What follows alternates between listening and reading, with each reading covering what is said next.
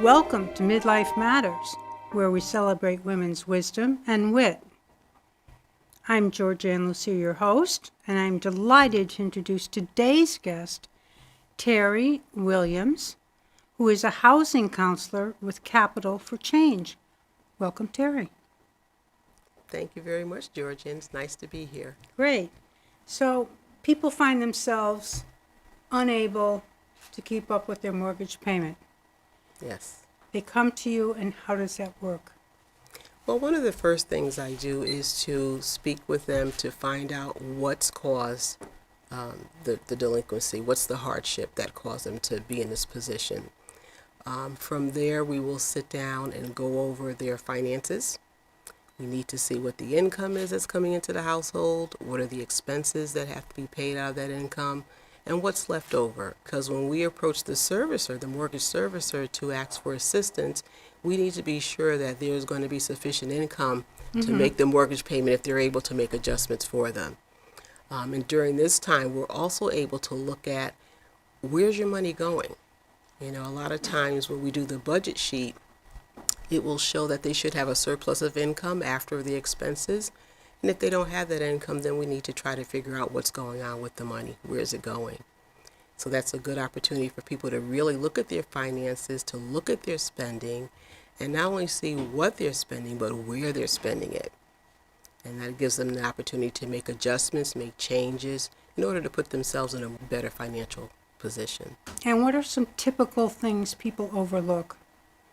I think the things that people most tend to overlook are just the everyday things that they may be spending money on without realizing it. You know, if you're a coffee drinker, you're buying a cup of coffee every day.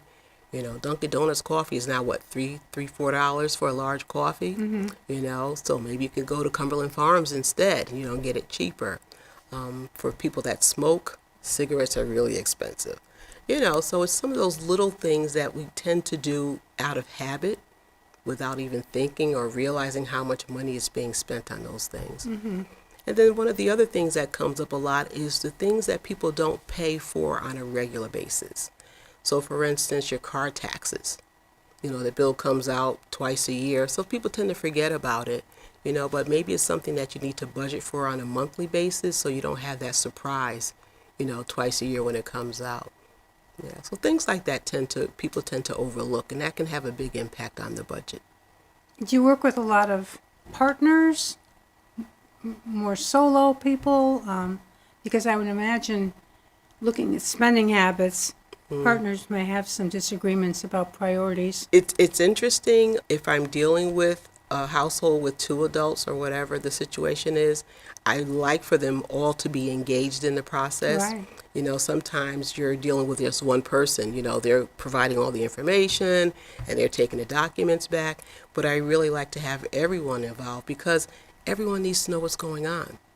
I've had lots of situations where the breadwinner or let's say the man and the husband will pass away suddenly, and the wife has no idea what's going on with the mortgage, what's going on with the bills, because he did everything.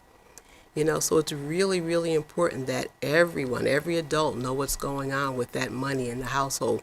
Where is it going? What needs to be paid?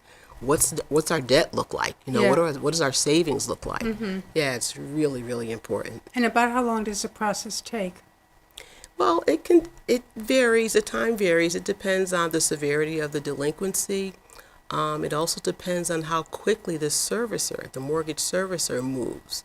You know, sometimes people can be delinquent, and if they've been in communication with the mortgage servicer, sometimes they're allowed additional time to try to reconcile the situation. A lot of times, I would say the average is about 90 days maybe before they have an answer as to what the servicer may be able to offer them. And what would you say is well, first of all, what do you define as success? To me, success is getting the homeowner to a position that's comfortable for them. And it doesn't always mean saving a home, because sometimes that's just not a reality. It's not viable that they're going to be able to keep their homes.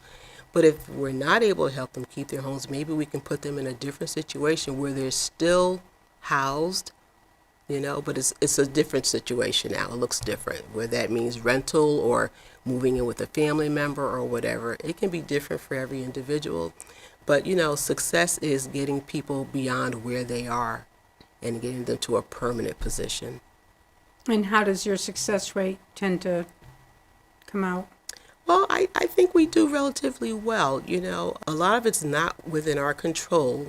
We're just a counseling agency. Right. And all we can do is help the borrower to recognize what options are available to them. So I would think we do fairly, I would say maybe to 80 to 90% of the folks that we Nice. work with come to some positive resolution. And Yeah. how do most of them find you? We get a lot of referrals through the court system, because when someone is actually in the foreclosure process, when they're actually served with that summons and complaint, which is the formal start of the foreclosure process, at that time they're given information about the housing counseling agencies in the state. And because we're Capital for Change, we're near the top of the list, so Yeah. I tend to get those calls. So we get a lot of referrals that way. Of course, the lenders send out different information to the borrower, so if they're reading that information, they will find us listed there. And then sometimes it's word of mouth from past clients. They will refer other people. And sometimes it's just a conversation, but it's there to have them, they can have access to that information and talk to someone and really see what their options are. What would a typical caseload look like for you? Well, it depends. Again, there are times, for instance, during the pandemic, we were just bombarded with cases, because people were dealing with the delinquency and not really having a lot of options. Then the state came up with the My Home CT program, which is a really great program, which is helping homeowners that are dealing with mortgage delinquency, especially if it's impacted by COVID, which just about everyone is at this point. So the caseload was kind of high, but it's starting to dwindle now because those people are getting into the process. They're getting that grant money, so they're been able to resolve their mortgage delinquency. So it's starting to bottom out. But by the same token, some of the folks that got the assistance early on are now starting to come to the end of the assistance. Okay. And they may not still be in a position to fully make those mortgage payments. So now we'll probably see a new wave of homeowners coming in that may still need assistance. Do you have eligibility requirements? We don't. We will work with anyone in the state of Connecticut, any homeowner. The eligibility requirements will come in regard to whatever program it is they're trying to access. Yeah, different programs have different eligibility requirements. And you are involved with some of the different programs? Well, we make referrals to different programs. Our first goal is to work with the lender, the mortgage servicer, because they already have the mortgage, Right. And sometimes it's just a matter of restructuring the debt. There is another program called the Emergency Mortgage Assistance Payment Program. That's through the Connecticut Housing Finance Authority, so that's an option. Of course, we now have the My Home CT, which was developed in response to the pandemic. So those are some of the options that we have. And then there's also the option of, if you can't keep your home, you can put it on the market for sale. If there's equity, there's a short sale option, there's a deed in lieu option. So there are a lot of things that can happen before an actual foreclosure takes place. Okay. Yeah. Well, that sounds like very meaningful work. It is. It's rewarding in that you get the satisfaction of knowing you've helped someone. Yeah, and that's really important. Well, at Yeah. a very critical juncture. Yeah, and sometimes it's just giving people an ear, when they need to vent or, get things off their chest, because a lot of folks just don't think that there's help out there. Or Okay. they're hesitant, to reach out for help, and the help is available All and right. it's at no cost. Well, I hope this reaches some of those folks. Yes, so do I. So your earliest banking experience was working summer jobs, Yes. right? Why did you pursue banking? Banking actually chose me, I say, because as a result of working the summer jobs, I always had a summer job. And that was great. I never had to look for a job in the Yep. summer, so they would call me back every year. And it gave me exposure to a lot of different areas in the bank. I started as a proof operator, which is, when you see that coding at the bottom of your checks and your deposit tickets, we actually did that. We would sit at a keyboard and punch all those numbers in Okay. and send the document through. So that's, I mean, we're talking as 20, 30 years ago. Right. So I started there, and then I worked in the collections department. I spent time in the vault. So I got exposure to a lot of different areas of the banking system. So it was really interesting, and I really enjoyed it. Do they actually have degrees in banking? There are certificates that you can get in different banking disciplines. My degree is in business administration. Okay. So because I really didn't know what I wanted to focus on, so I did business administration, which gave me the exposure to a lot of different things. So about how many summers did you work, like starting high school and then through college? So I started as a junior in high school, so I worked my senior year and then 4 years of college Okay. after that, yeah. You designed a little rotational development program for yourself. Well, sort of, yeah. Yeah, you did. Yeah. Yeah, clever.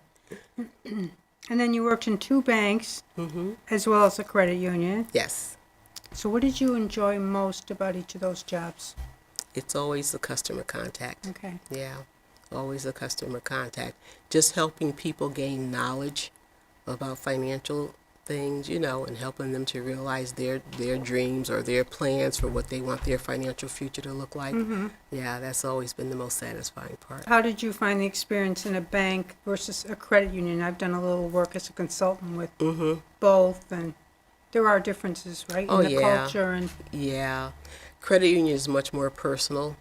You know, you really feel like, in fact, they're not called clients or customers; they're called members because Yeah. they're actually members of the credit union. So they are the credit union, really, right. and we serve the members. So it's a much more intimate relationship that you have with the members as opposed to the borrowers, you know, in a bank. Yeah. And I know in one of your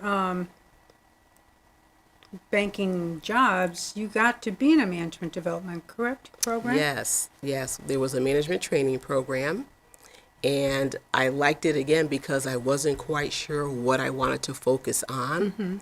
So it gave me the opportunity to see a lot of different departments, and I actually went into branch management from that as a result of the branch management training program. But it gave me exposure to everything because I was a teller at the time. And it gave me exposure to not just the branch managers. I went into the commercial loan department, so I got some exposure there, the consumer lending department. I mean, everything, more exposure to the vault. It just really gave me an overview of the whole banking system and how everything tied together. So that was part 2 for you. Yeah, it the was. rotational program. Yeah. So did you manage a branch? I did. I was a branch manager. I was a floating manager for a while, which I really enjoyed because, again, it gave me exposure to different parts of the state, you know. And, in fact, I worked in Southington for a while. I worked in Wallingford, North Haven, West Haven, so all over the state. And then it just helped me to kind of ground what I was doing. You know, it tied everything together for me. Yeah, so I really enjoyed it. It was...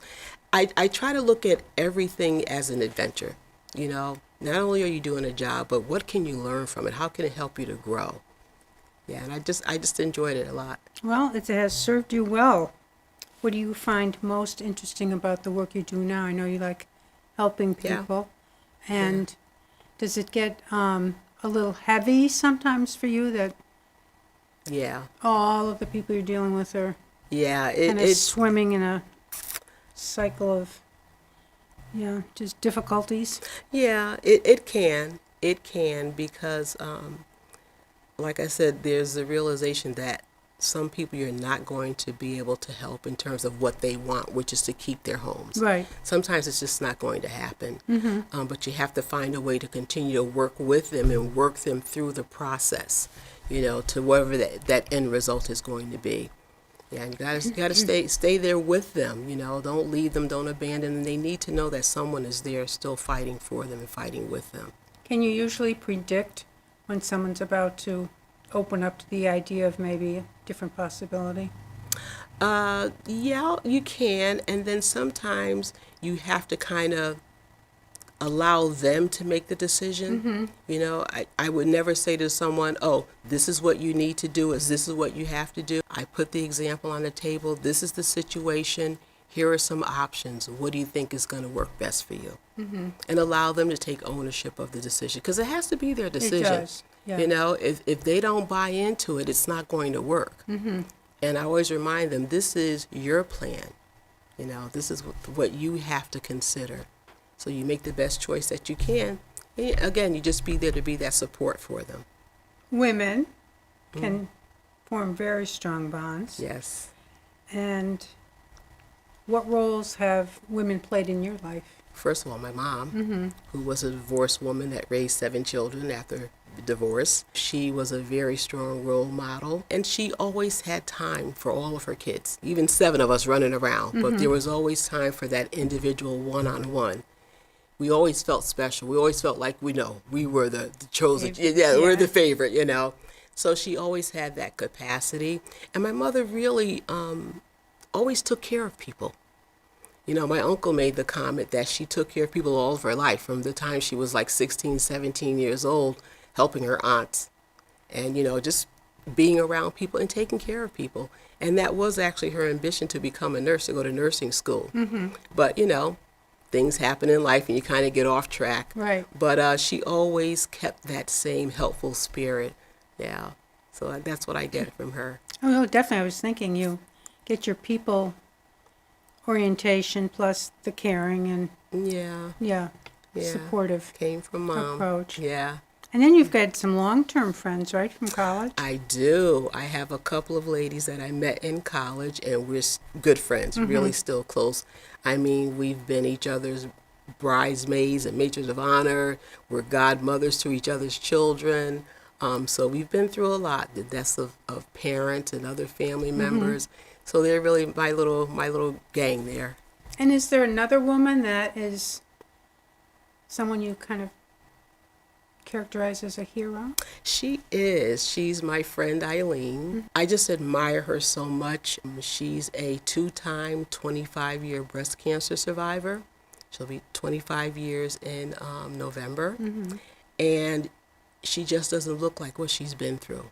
There's a saying that, you know, a lot of the gospel songs say that, I don't look like what I've been through. And if you didn't know what she's been through, you would never be able to tell by looking at her.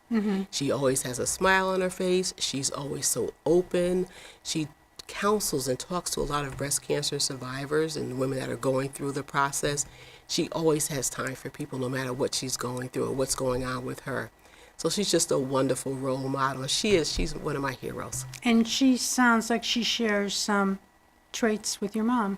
Absolutely. Yeah. Absolutely. She is the type of person you can call 2:00 in the morning and it's okay. Yeah. Yeah. She's a very solid person. So are there any things you do when you're not helping save people from financial disaster? I like to listen to jazz music. So summertime is really nice because there's a lot of free jazz concerts. So my husband and I, we like to do that. I do like to travel once in a while. I'm not big on a lot of flying. I'm not real comfortable being on long plane rides, but I do like to travel a little bit. I'm more apt to jump in the car and take a road trip than I am to get on a plane and fly. Yeah. But there's some of the things I like to do. And, you know, as we age, and every age is different, of course, we can look back and reflect and observe our younger selves. Yeah. And what advice would you give yourself, say, starting out and kind of early midlife, you know? Well, that's kind of hard to say, only because I think my life hasn't been typical for a lot of young people. I mean, I was the oldest daughter in the household, so I had a lot of responsibility, you know, for the younger siblings. So I didn't do a lot of the stuff that, you know, teenagers typically did. I was busy taking care of kids. Probably like what I did, yeah. Yeah, Okay. yeah. So, that stuff. But I think I would probably say maybe in your 20s, the 20s, 30s, is to explore. If there's things you want to do, go for it. You know, I have nieces and nephews now. They're doing all sorts of things. They're traveling. They're going into different businesses. They're just, anything they're interested in, they're pursuing it. And I would say do it. Do it while you have the energy, while you have the, you know, youth on your side. Yeah. Do it. Young enough not to know any better. Exactly. Okay. And take chances, take risks, you know. Yeah. Do it. And what about kind of at 40?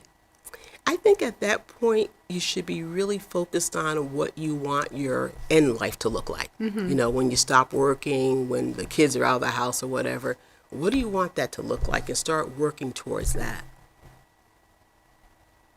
Do you have a favorite quote or mantra? Not really, but I guess it would be just to treat others as you want to be treated, and be kind. My good friend Eileen, her thing is now give people grace. You know, the world is so complicated now. It's so busy. There's so much that we're dealing with on a daily basis. We need to show each other more grace. You know, take a breath, take a step back. Don't necessarily react right away to a situation. You know, give it a breath, and then think about it, and then react, because it's a lot going on for a lot of people. Right. Yeah. That you don't necessarily have any idea of Exactly. what lies beneath. Exactly. And that's why I say be nice to people, because you never know what they're struggling with.